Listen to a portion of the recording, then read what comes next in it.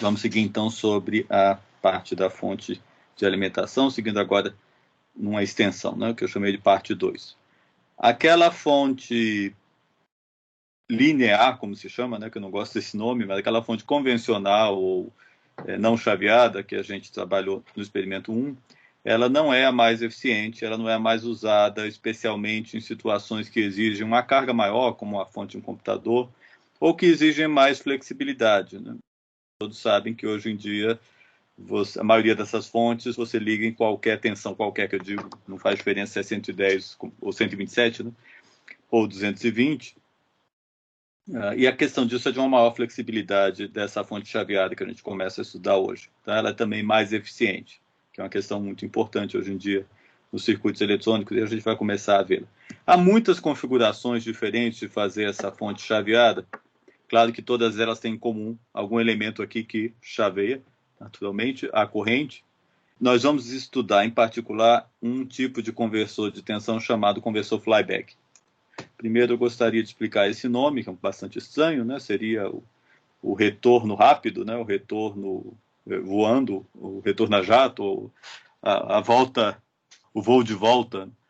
A questão, o que isso tem a ver com fonte, né? Essa tecnologia ela vem da época da TV analógica. Inclusive, não sei se eu mencionei aqui na nossa primeira aula, mas quando eu disse que as fontes as tensões necessárias ao circuito eletrônico são menores do que a rede fornece, né, do que os 127 ou 220 volts da rede, há uma exceção importante que é a antiga TV com tubo de raios catódicos. Né? Ela precisava de campos elétricos muito fortes para direcionar lá o feixe de elétrons e, portanto, ela, na verdade, aumentava essa tensão. Ela precisa mais do que os 120, ela precisa de 200, 400 volts. E ela precisa também de um mecanismo de retorno muito rápido lá da posição do feixe, né, para o começo da tela, para começar a desenhar o quadro seguinte da imagem. Né? Isso é feito com esse antigo truque de interromper um V igual a L dI dt, então a corrente subitamente indo para zero, dI dt é enorme, isso dá uma grande tensão. Esse é um antigo recurso e ele ficou conhecido como flyback por conta disso, certo? Vejo que, nesse caso, eu tenho um chaveamento que vai ser numa frequência elevada, a entrada pode ser DC ou AC, nós vamos ver os dois casos, e a característica vai ser eu vou transformar e filtrar esse sinal de alta frequência. Vamos ver isso em maior detalhe. Bom, a chave, que naturalmente vai ser um transistor, né, não vai ser uma chave mecânica, ela vai passar parte do tempo aberto, parte do tempo fechado. Eu quero que a gente pense aqui nesse circuito nos dois casos. Com a chave fechada, a corrente fluindo aqui, portanto, esse circuito acoplado nesse transformador vai, a princípio, jogar corrente para esse lado para esse secundário, né? Mas eu quero que vocês observem aqui os pontos. Lembrem-se da convenção dos pontos. Quando essa chave está fechada, a corrente entra num ponto, portanto, induz uma tensão positiva. Aqui no outro ponto, essa tensão tentaria fazer uma corrente passar assim. Ela é contrária ao diodo, esse diodo não está permitindo passagem de corrente. Então, esse diodo está, em primeira análise, como um circuito aberto. Então, na verdade, não existe corrente no secundário e é o capacitor que acumulou carga nos ciclos anteriores que está, nesse momento, fornecendo fornecendo corrente para a nossa carga. Nesse momento, você pode se perguntar, bom, mas se não tem corrente no secundário, não tem corrente no primário, porque elas são relacionadas, né, pela razão de espiras. Esse é aquele momento em que um modelo muito simplificado acaba prejudicando, né, a explicação. O indutor do primário, ele tem a chamada indutância de magnetização, tá? Que é como se fosse um pequeno indutor em paralelo aqui, que não está acoplado. Ele precisa dessa magnetização para começar esse fluxo magnético que vai ser, eventualmente, acoplado pelo outro lado. Portanto, apesar de não estar registrado aqui, ou representado aqui, imagine que há um pequeno indutor aqui, certo? E, portanto, de fato existe essa corrente circulando, apesar de não existir corrente no secundário. No momento que eu abro a chave, é aquilo que eu falei, né? DI dt subitamente tem um valor muito grande, né? Porque a corrente foi subitamente para zero, vai acontecer então a grande tensão sobre essa indutância. Lembre-se ainda que essa tensão é contrária à variação, certo? Portanto, ele vai tentar jogar uma tensão reversa aqui nesse primário. Agora, pela regra do ponto, essa tensão, súbita tensão reversa vai virar uma tensão positiva aqui, e aí o diodo vai conduzir, alimentar a carga e o capacitor. Ok? Essa corrente, evidentemente, decai ao longo do tempo, porque isso aqui é algo momentâneo, né? Ao longo do tempo, no final do meu... Se eu deixar essa situação por muito tempo, é claro, a corrente aqui vai cair a zero e aqui vai cair a zero também. Então, esse é o princípio fundamental. Vamos ver mais alguns detalhes. Tem mais de um modo de usar esse tipo de circuito, certo? Tudo vai depender do que acontece com a corrente do secundário, que está aqui, quando eu termino o meu ciclo com a chave fechada. No modo que nós vamos estudar, chamado modo discreto, essa corrente chega a zero, certo? Nós vamos ver aqui as formas de onda. Veja, eu já troquei a chave por um MOSFET, né, para fazer um chaveamento eletrônico. No momento em que o MOSFET está ligado, dreno e fonte estão curto-circuitados, a tensão sobre esse dreno é muito pequena. No momento em que nós abrimos a chave, existe aquela tensão adicional criada sobre o indutor. Então, veja, nesse momento há esse pico aqui, que é dado pela tensão de entrada, mais essa queda adicional que eu criei pela súbita mudança do grande valor do DI/dt, certo? Tem ainda um detalhe, isso dura algum tempo. Vejam, a corrente do secundário tem uma variação abrupta, mas começa a cair, aproximadamente de maneira linear. Vejam também que eu volto ao valor aqui apenas da tensão de entrada, e quando a corrente chega às oscilações aqui, essas oscilações têm a ver com indutâncias, capacitâncias parasitas no meu circuito, mas elas não devem aparecer no outro lado, né, do secundário, porque a corrente aqui já chegou a zero, como nós estamos vendo.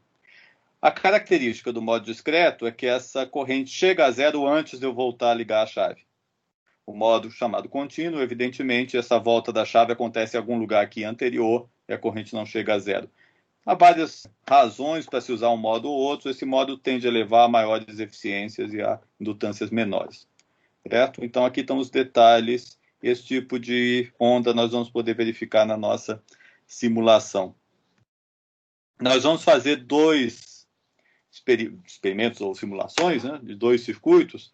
Dessa vez o circuito é um pouco mais complexo, mas eu deixei muita coisa pronta. Então, na verdade, o trabalho que vocês vão ter é relativamente menor, exceto pelo fato de que são simulações mais complexas, né? O primeiro é um conversor DC-DC. Então, minha entrada está em 30 volts e eu quero aquela especificação da saída que eu já usei para outras fontes. Saída em 12 volts, meio ampere. Nesse momento, você talvez se pergunte, mas se eu tenho DC na entrada e eu quero DC na saída, um divisor de tensões faz isso, né? Coloca ali 2 resistores. Essa solução só faz sentido para correntes muito pequenas, tá? Porque ela tem um inconveniente enorme. Essa corrente que está passando pelo circuito divisor de tensão, ela está dissipando energia naquele outro resistor, né, que não é a carga, o tempo todo, né? Em particular, se eu vou baixar de 30 para 12, a maior parte dessa energia vai para virar calor, né, no circuito. Isso não é aceitável. Então, a gente faz esses truques dentro de um circuito eletrônico, mas com valores de corrente pequenos, né? Porque senão ele fica muito ineficiente. Então, não é uma boa medida. Essa solução é muito mais eficiente, embora pareça muito mais complicada, né? Tem tensão contínua aqui, eu vou transformá-la por meio de chaveamento aqui numa onda de alta frequência, ela vai ser transformada e aí sim vai ser retificada. Parece um trabalho, uma complexidade estranha, né? Vai ficar mais estranho quando eu tiver a entrada AC, tá? Porque eu vou fazer uma primeira conversão e depois fazer tudo isso. Uma primeira retificação e depois fazer tudo isso. Mas o objetivo é chegar a uma fonte mais eficiente. Então, nós vamos usar aqui uma onda quadrada de 50 kHz. Geralmente, essa onda do chaveamento da fonte a gente coloca acima do audível, né, que está aí nos 20K, porque essa fonte é bastante ruidosa, ela joga muito ruído e a gente não quer que esse ruído possa prejudicar algum sistema de áudio que eu vou alimentar com essa fonte. Fica faltando aqui, esse não é o nosso circuito inteiro, é um experimento, é uma simulação para a gente ver alguns princípios, mas tem muita coisa estranha aqui, em particular de onde vem essa onda quadrada, né? Se eu estou fazendo a fonte, de onde que vai vir essa fonte quadrada de uma outra fonte que já está pronta? Não, a gente vai ver na conclusão desse conjunto de experimentos que nós vamos usar um circuito aqui de controle e regulação que vai medir a saída e ele mesmo vai gerar esses pulsos, né, fechando esse ciclo. Eu vou fixar, então, eu fixei para vocês algumas coisas, né, o capacitor aqui de 1 mili na saída, na nossa carga, que é relativa a essa necessidade aí de corrente. Eu fixei a indutância do secundário em 94 micros, tá? E eu estou especificando esse transistor, que vocês devem encontrar no LT-Spice, porque ele tem um VDS muito alto, né? O VDS desse transistor recebe tensões muito elevadas por causa daquela abertura súbita da corrente do indutor.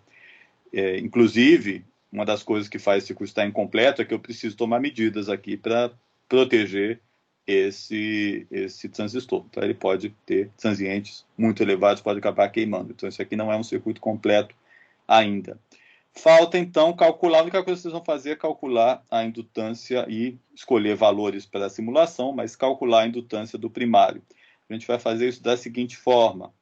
Só uma coisa que estava faltando nas outras, né? Observe, eu estou especificando uma tensão, essa onda quadrada tem um pico de 10 volts, tá? Quando ela joga 10 volts aqui no gate, eu estou fechando a chave, com 0 volts no gate, eu estou abrindo a chave. Vocês vão especificar aqui esses valores aqui dentro dessa função pulse, né? Tá faltando isso aqui, o valor inicial, o valor final, dê uma olhada na sintaxe, os tempos, tá? A frequência já está dada, então você tem o período total, mas falta definir quanto tempo ela está on e quanto tempo ela está off. Isso a gente vai fazer aqui no próximo slide. Então, esse duty cycle, exatamente o que eu estava falando, o tempo que ela está on em relação ao tempo total, nesse circuito ele deve meio. Tá? Ele começa a ficar instável se ele ficar maior do que meio. Vocês vão notar que esse circuito funciona mandando pulsos de energia para o secundário, né? A tensão de saída não vai chegar ao seu valor final de uma vez, né? Ela vai subindo ao longo do tempo em cada um desses ciclos da minha onda quadrada. Se esse tempo for maior que meio segundo, se ela tiver tiver mais tempo ligada do que desligada, podem haver problemas de estabilidade. Então eu fixei em 0,4 arbitrariamente, certo?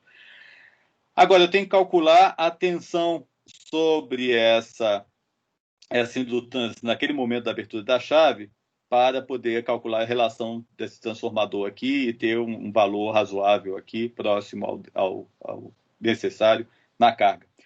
Mostra-se que essa tensão adicional vale a tensão de entrada vezes um valor T-on sobre T-off, certo? Não demonstrei aqui, mas dá para demonstrar. Nesse caso, então, com esses valores, dá 2/3 da tensão de entrada. Então, naturalmente, essa é a tensão sobre o indutor. Se você pegar a tensão aqui em relação ao terra, ele está somado aos 30 volts, certo?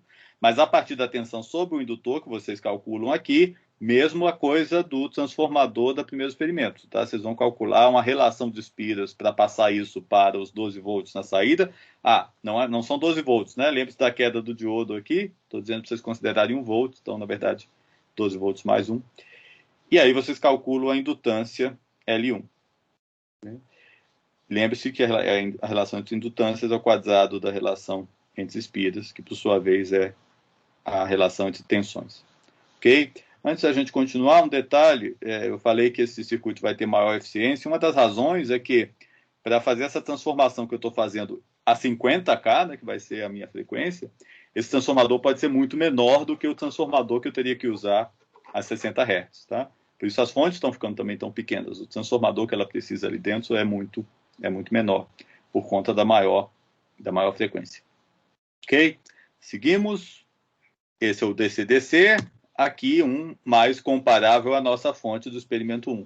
Não joguem fora seu circuito do experimento 1, nós vamos precisar fazer umas comparações quando a gente fechar esse experimento, ele estiver funcionando direitinho. Tá? Aqui, de novo, eu tenho minha entrada 220 volts AC, efetivos, 60 Hz, uma retificação simples, tá? Coloquei aqui, fixei um capacitor de 1 micro na entrada.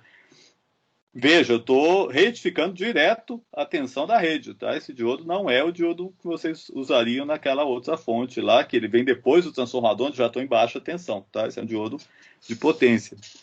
Aqui, de novo, a única coisa que vai mudar, na verdade, é o meu novo L, tá? Que nós vamos calcular pensando no pico tá? Da tensão de entrada. Fazer aquela mesma conta, mas agora pensando no pico da tensão de entrada, certo?